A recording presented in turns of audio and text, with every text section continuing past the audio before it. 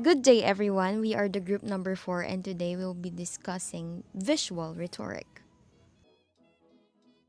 In this module, we will be talking about the what, why, and where of visual rhetoric, and these are its content focus.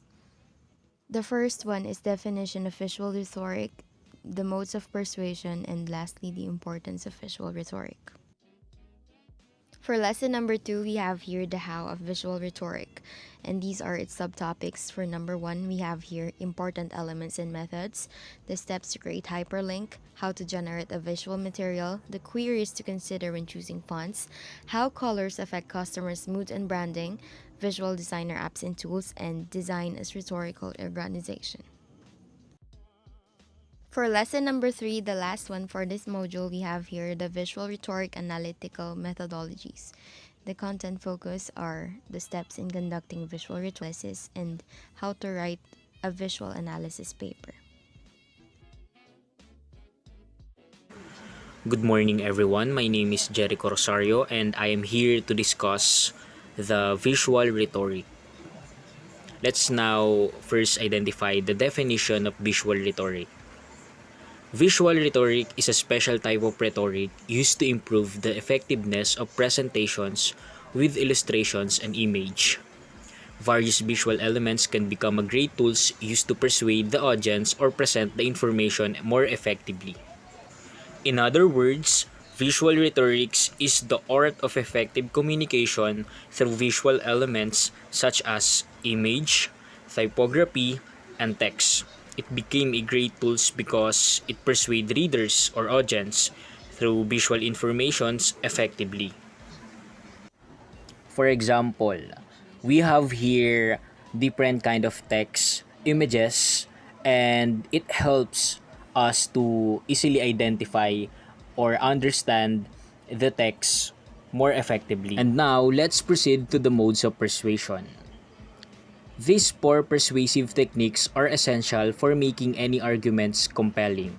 You can use them in a blog post, in a speech, in an essay, or even on your website homepage, or anything you're trying to persuade your readers to take action, form a new opinion, or take a big step that will change their life. These modes of persuasions are tools or techniques that will help us to make a good and effective arguments, essay, or articles in our writings. So, what are the 4 modes of persuasion? Allow me to transport us to ancient Greek. Do you know Aristotle? Of course, everyone knows who Aristotle is. Aristotle introduced us in his book, Rhetorics, meaning the arts of speaking or writing effectively to present, persuade, and convince. So these are ethos, pathos, logos, and kairos. So how can we use these 4 modes of persuasion to make our writings to be more powerful and convincing to our readers? Ethos. The Greek word ethos means character. When we used in the context of rhetoric, it refers to the authority or credibility of the speaker.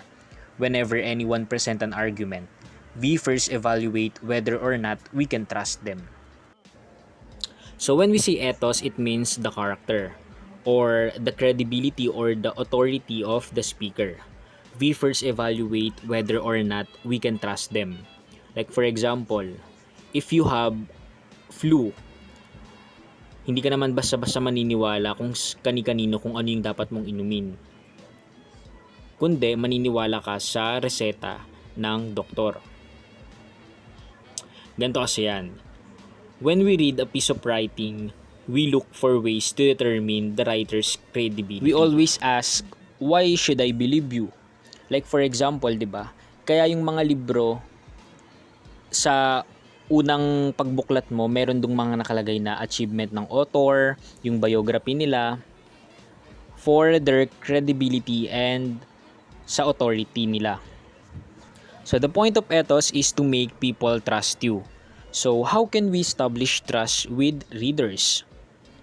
Number 1 is we can share personal stories that we experience in the topic.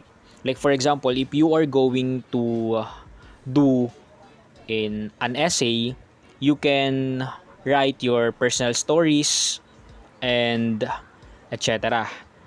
Number two is we can use or show the other people that they can trust us. Like for example, if you are going to buy a skincare product, syempre maniniwala ka muna doon, titingin ka muna sa mga reviews ng ibang tao bago mo bilhin yung product na yon. Number three, we can point to our qualification. Like for example, if you are going to read a book about parenting, make sure yung book na yon is mother or nanay na o tatay na. And number four, we can show that we care about our readers. Like for example, yung lesson na mapupulot nila dun sa story na ginawa mo. Let's now proceed to pathos. The Greek word pathos means suffering, experience, or emotion.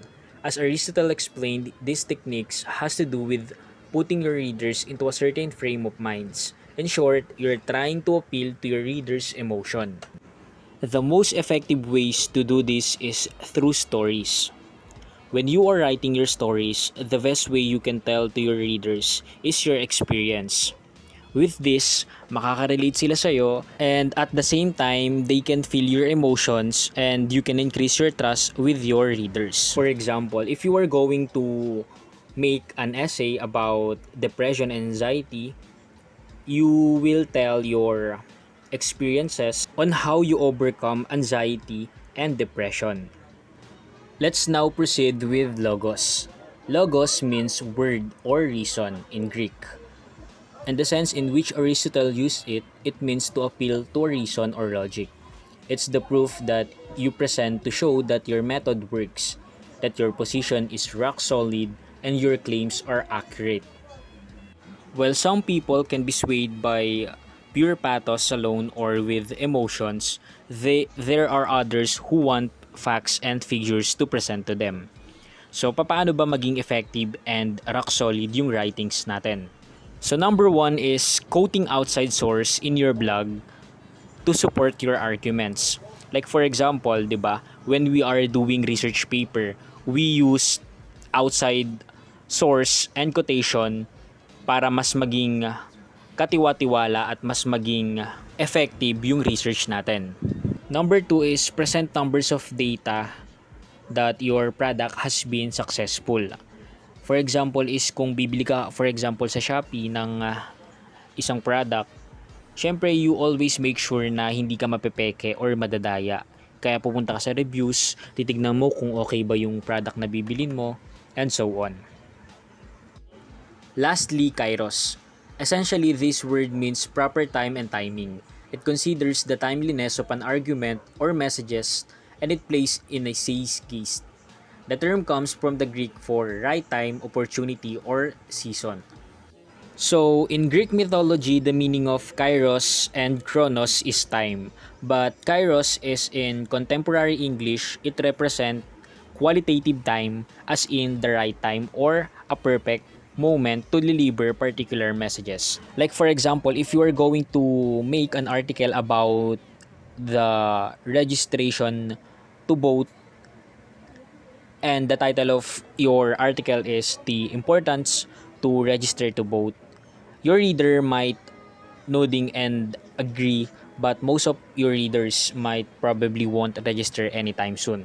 However, if the authors write the article several months before the election and tell that they have a few works left to register, then they might register soon. So the argument has now become more persuasive and it's given the readers to act now. So in a sense, to make your arguments more persuasive, show your readers that why it is important or how it will affect to them. Like for example, 'di ba, yung strategy ng mall, nagse-sale sila ng product to attract people para mas mabili yung product nila. So these four modes are like the four legs of a desk. Kapag tinanggal mo yung isa, yung desk I will no longer stand. So persuasions are all equally important for making your arguments more effectively and compelling.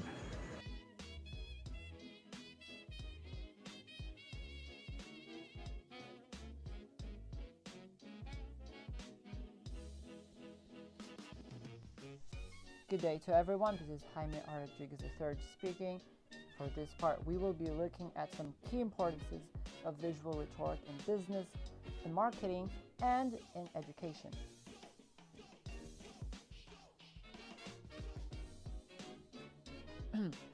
For the importance of visual rhetoric in business and marketing, first we have 1. Visual rhetoric is key to influencing people to purchase products or avail themselves the service of an advertisement they come across.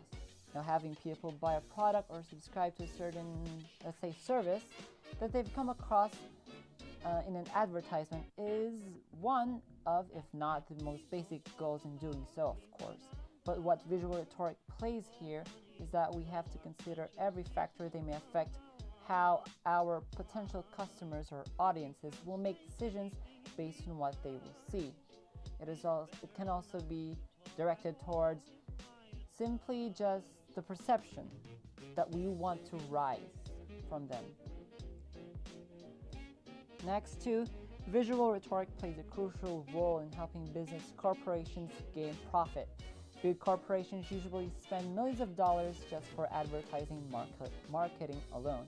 And that is how important the impact of the marketing team is to what happens to the company's future. Defining and managing one's brand, creating content, providing search engine optimization for websites, and monitoring and managing social media. Next, we have the importance of visual rhetoric in education. And first, we have 1.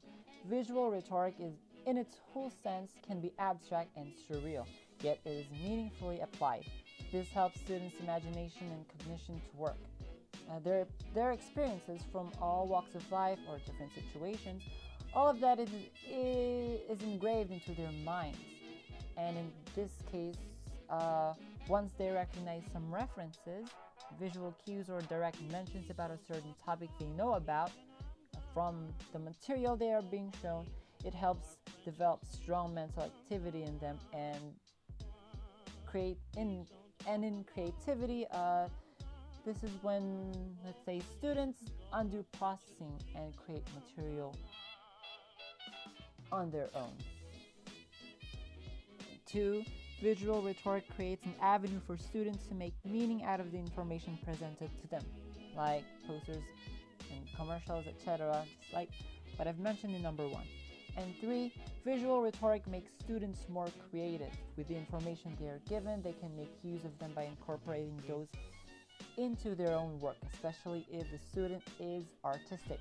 Now, this is how students strive to communicate properly with any audience they have to speak to or who they want to speak to. From this, they can achieve hundreds of things like those in business, social movements, daily needs, or even just simple social interactions with others. And now we have importance of visual platforms in importance of user-generated content in visual platforms. Now, what is user-generated content? It is any form of content, such as images, videos, text, and audio that has been posted by users in online platforms such as social media and wikis. Now, its importance in visual platforms is that 1. It helps brands to better understand their target audience and their communities better. The brands, they need to know what their people need or want in order to cater to them. And as their communities and target audiences grow, they make adjustments. And this is made easier to do with the help of these social media platforms. It's very convenient. Just one click, 5 clicks on the keyboard, done. Next, 2, it helps build trust. We as students who strive to become teachers, trust is an aspect of which can be defined by how reliable and truthful you can be to your audience regarding the information you give to them. If we look back to the 4 modes of persuasion, all of those are essential in communicating with your audience. Credibility marks your words as valid. Empathy helps you connect with your audience on a deeper emotional sense. Proof of your claims mean that you're truthful, and the timing of what you show to people means you can keep up and you can know your audience quite well.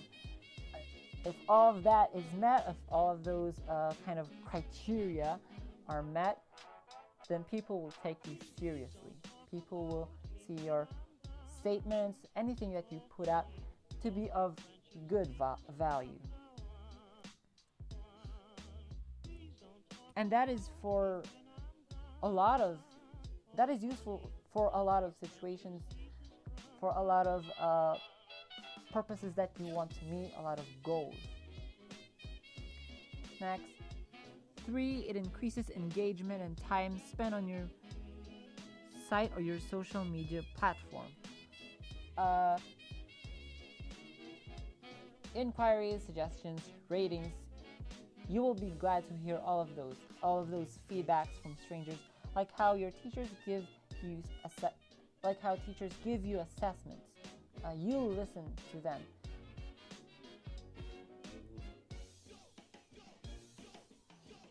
Next, it provides an opportunity for people to connect with like-minded individuals and helps to build a bigger, stronger, and more unified community. It's like sharing certain opinions with everyone or liking the same things as I do. And that is how we get along with each other, because of the internet, social media platforms, or even the content we are given to and the content we share. 5, it helps you reach a wider audience. Nothing like a good old snowball effect to keep them coming. And then 6, it increases your brand's search engine rankings, credibility, and online visibility. One word, the algorithm. And that is all for this part. Thank you for listening to me. This is Jaime Rodriguez III. Thank you all. So this is the content focus number 4. The topic is about how to generate a visual material. There are 3 things that we have to put into consideration when we are generating a visual material. The first one is what's your message? So in identifying or specifying our message, there are 4 categories that we need to put into consideration. The first one is context. So when we are generating a visual material, we have to be specific about the theme or the context. What are we talking about? What is the message all about?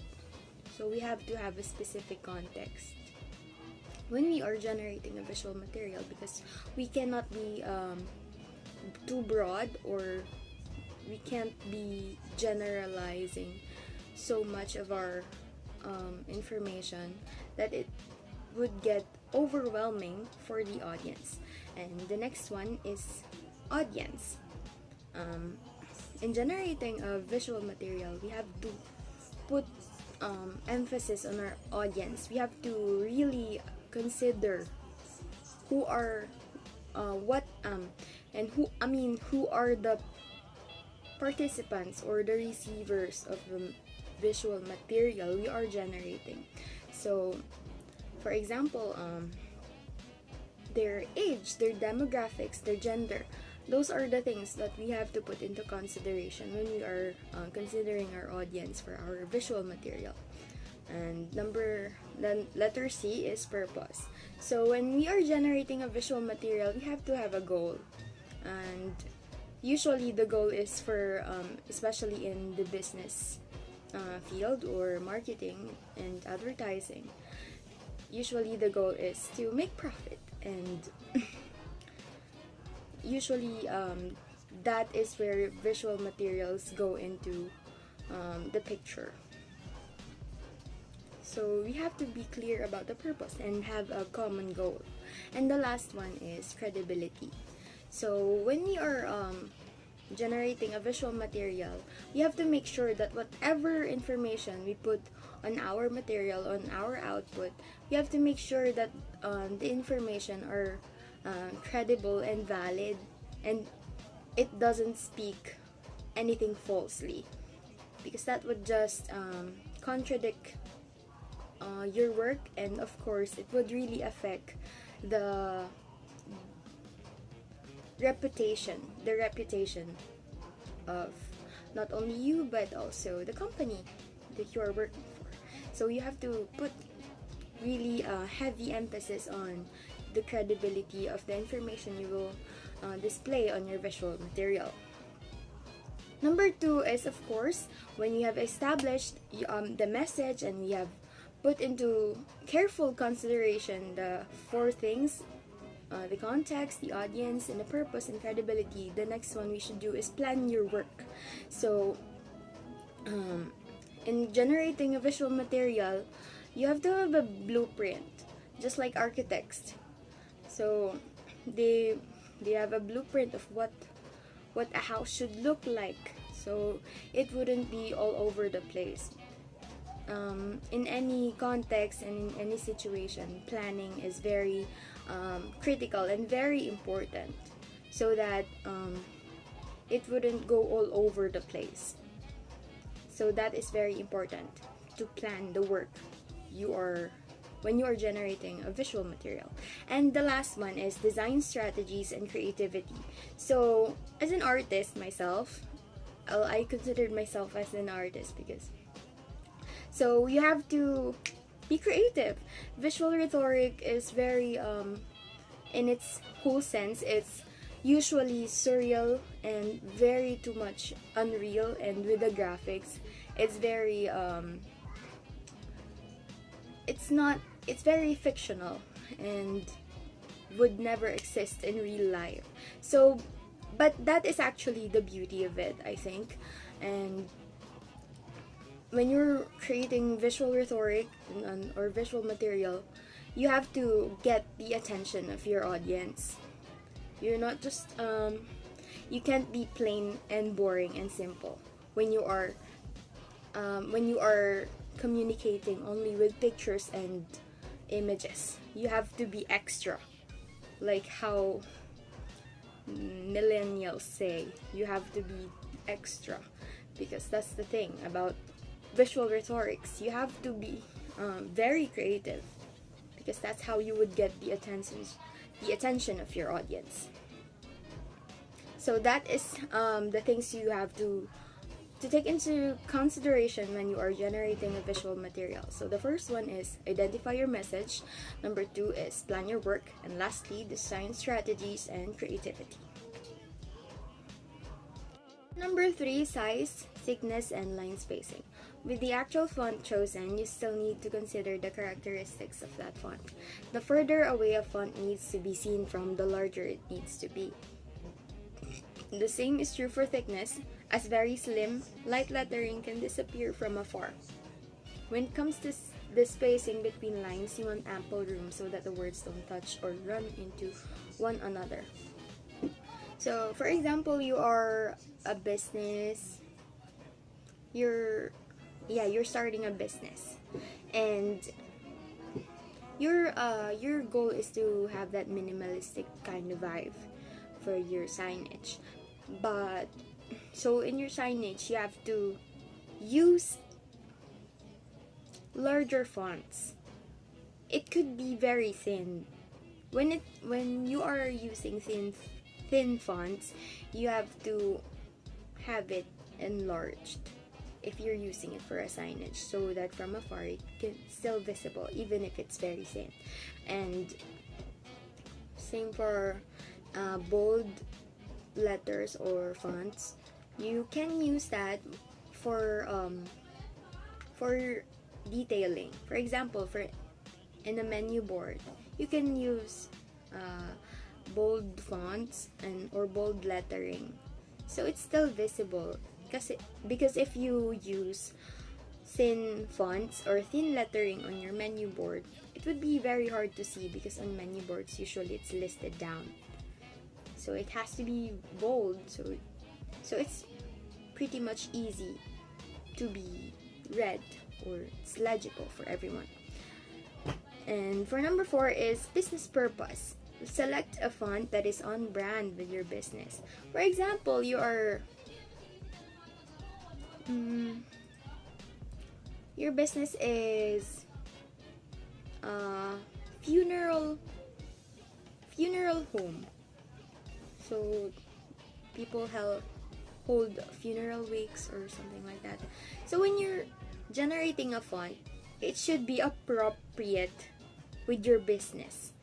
Because if you use specific fonts like decorative fonts for a funeral home, it would be awkward and out of the place. So usually, if your business is a funeral home, you have to use serif fonts or modern fonts as much as possible, because you have to really avoid decorative fonts when it is not appropriate with your business. But if it's like a salon or something, it would be good, or it would be fitting to use decorative fonts in a salon over funeral homes. So those are the queries you need to put into consideration when choosing fonts. Number one, its readability. Number two, the purpose. And number three, the size, the thickness, and line spacing. And lastly, the business purpose. Number 6, the topic is how colors affect customers' mood and branding. Same as text, colors are essential as your type choice. Not to mention that some people are colorblind. Still, color attracts the audience in general as it paints all sorts of emotions and triggers the creativity in people to think and appreciate something. Colors have many meanings depending on the context and field. In addition, different colors stimulate different behavior. When choosing the right color for your brand, you may consider the following using color psychology. So we have 1, 2, 3, 4, 5, 6, 7 colors. So according to color psychology, blue indicates trust and appeals, discipline, formality, calmness, trustworthiness, clarity, security, and articulation. So if you could notice hospitals, usually the color is blue. And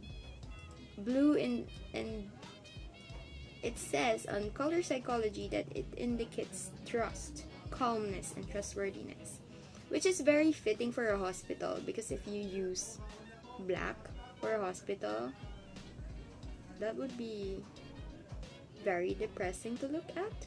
So you have blue is very appealing to the eyes and not too heavy on the eyes.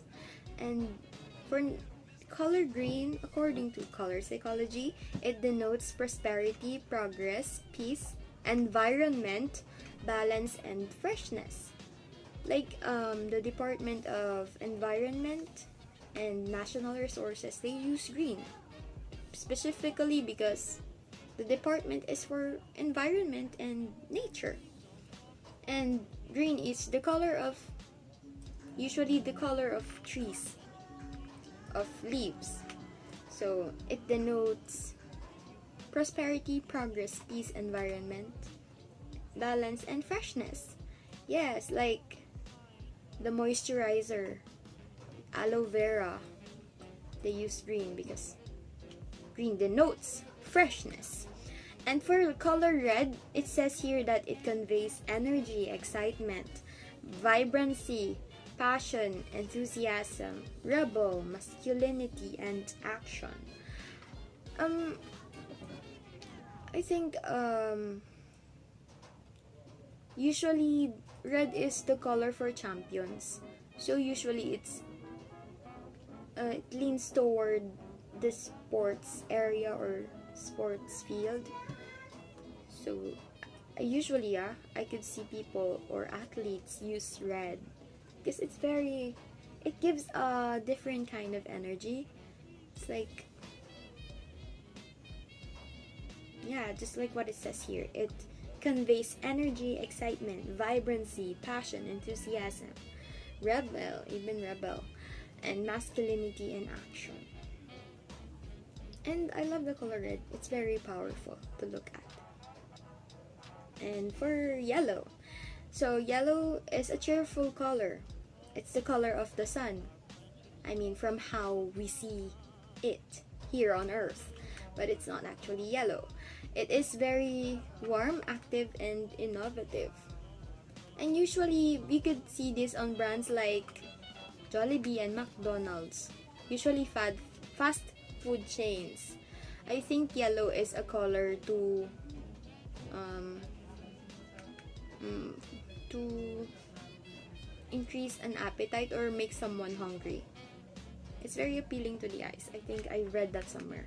So yellow is very pretty much a cheerful color, and it's usually used in fast food chains like Angel's Burger, Minute Burger, Jollibee, McDonald's. From what I could notice and observe, it's usually used with fast food chains. And for orange, it says here is that it exudes extroversion, confidence, youthfulness, and fun. So orange is very vibrant. And when you are trying to catch someone's attention, you usually use orange. But it could come off as overly saturated, so it's rarely used as much with formal businesses. Moving on, we have here black. It says here that it signifies power, class, elegance, uncompromising behavior, strength, security, and evil. So if you could notice luxury brands like Dior, Chanel, Gucci, and Louis Vuitton, usually their brands use color black. Personally, I love the color black because it's a very classic color together with white and red, and it is very powerful and then elegant looking, and without even trying. And for the last one, we have here silver or white. It stands for quality and workmanship. Just like how I talked about brands like luxury brands, usually they use black and white. Those are the contrasting colors that are very classic and a staple in the business area and field.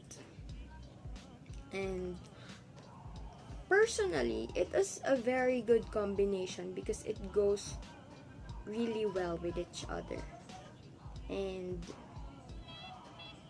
it is very formal without even trying. Doesn't have to be too vibrant to catch your attention. So those are the reason why businesses or corporations use specific colors to represent their brand. So if you are establishing a business corporation or a small business, you have to align it with a specific color scheme and use it very wisely because colors are representation of your brand, and that is how you communicate to your audience and to your customers. So that's another way for making sales and profit. So these are how colors affect customers' mood and branding. Now, let's go to Visual Designer apps and tools.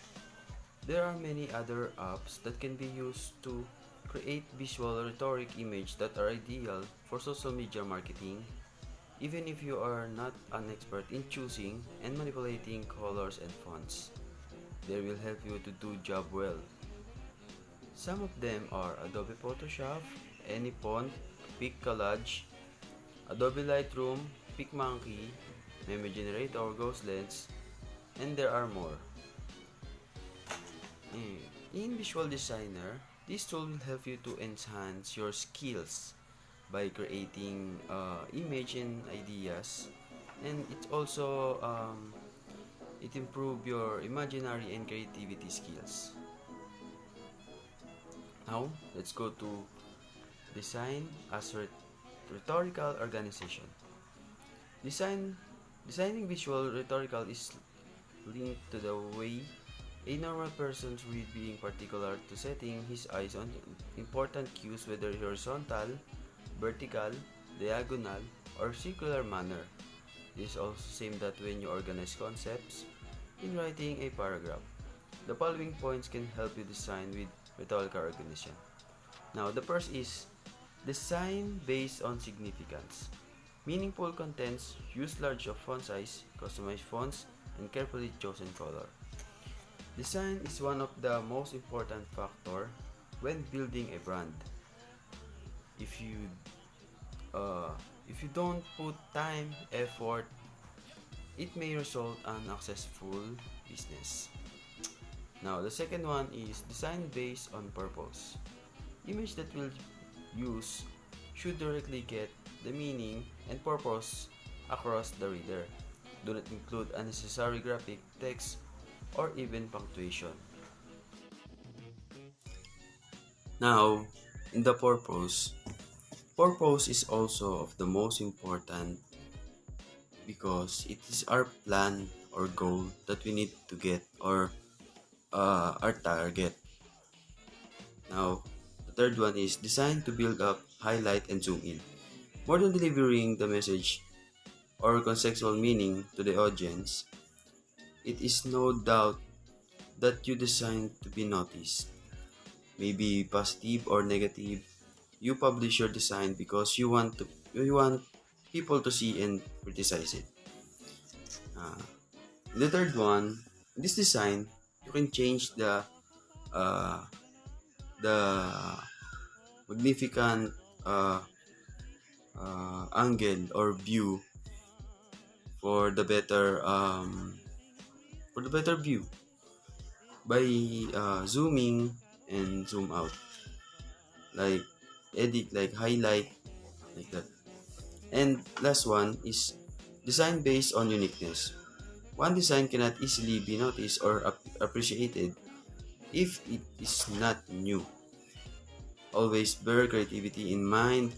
Design based on who you are and who you want to be known for. Lastly, unique is also important in designing because if your work is unique and beautiful, and most of the people want that, there's a lot of opportunity that will come to you, and that is all. Hi everyone, I am Rialyn Ramos and I'm going to discuss to you the lesson 3, which is the Visual Rhetoric Analytical Methodologies. In this lesson, we are going to answer the questions how we should analyze a visual rhetoric and what is the proper way of doing it.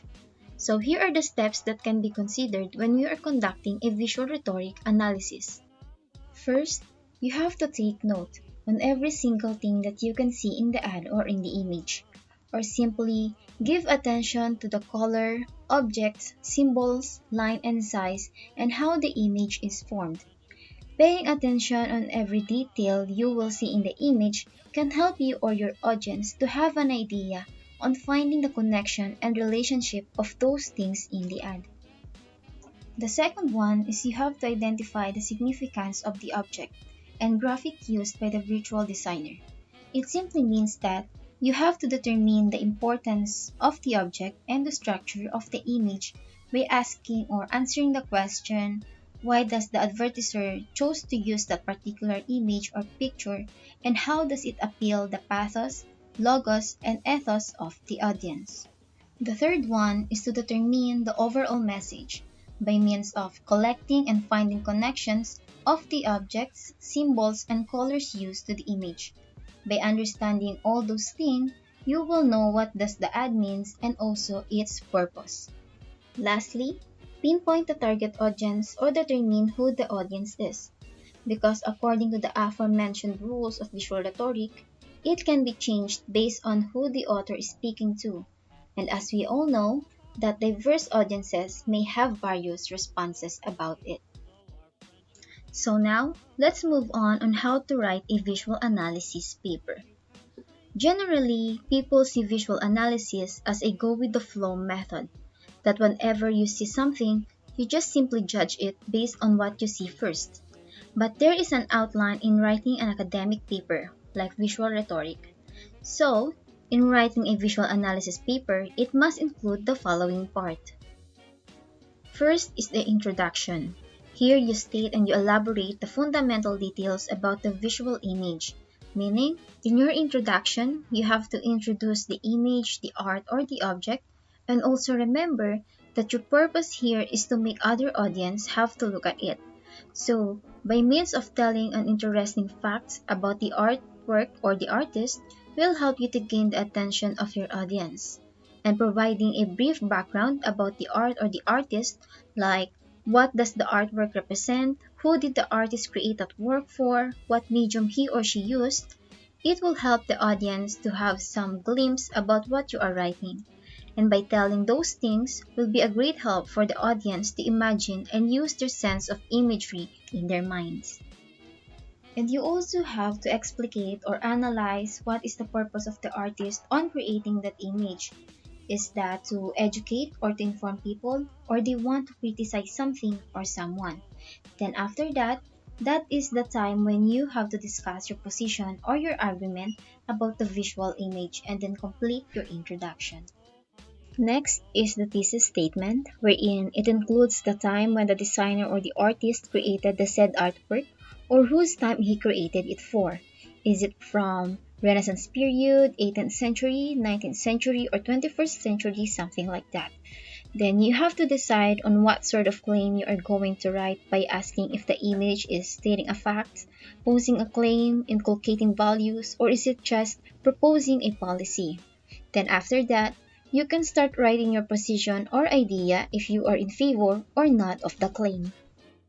And the next part in writing a visual analysis paper is the body. In this part, you are going to discuss the ideas and your thesis statement with supporting evidences and facts about the visual image. Then you can proceed on stating or writing your claim and describe the visual composition of the visual image based on the arrangement of its features. You can examine that by means of directional terms such as the layout, balance. In balance, you can use the rule of thirds. Rule of thirds pertains to the basic compositional structure of a picture or image. It can be vertical or horizontal. Then the background, by determining the distance of objects to know the least important feature of the visual image. You can also use the directional term called juxtaposition, wherein you are going to place two things together to show contrast and similarities between those images. And you also have to describe the color, lighting, and texture techniques that affects the mood of the message, such as being bright, gloomy, is it pastel, nude, and dark color, whether the light is plain or shadowy, and whether the texture is smooth and rough, geometric, or linear. And also, in writing a visual rhetoric analysis, you have to gain confidence with your own eyes as you analyze a visual image. You also have to trust the description you made, even before you research some information about that visual image, as it helps you to analyze a visual image on your own. And then you also have to determine the genre of the said visual image. Is it a kind of advertisement, book cover, graphic art, film, painting, signage, and etc. Addition to that, you also have to explain the specific connection, relevance, and role between your claim and thesis to the said visual image. You also have to highlight its appeal to logic, emotions, and characters of the designer to the audience. And also, if there is a cultural aspect involved in the visual image, you can include that in your paper. Then finally, briefly narrate the story that the visual image is trying to convey. And lastly, for your conclusion, you can end your analysis by concluding or giving a fascinating fact about the visual image, rather than giving a summary or repetition about the claim. And that's all for Lesson 3. Thank you! This officially wraps up our discussion about visual rhetoric. I hope you guys were able to learn something from our discussion, especially if you are planning to try out a business. This would come in really handy in the future. I hope you paid attention. Thank you guys for watching. Again, this is group number 4. Thanks and have a nice day.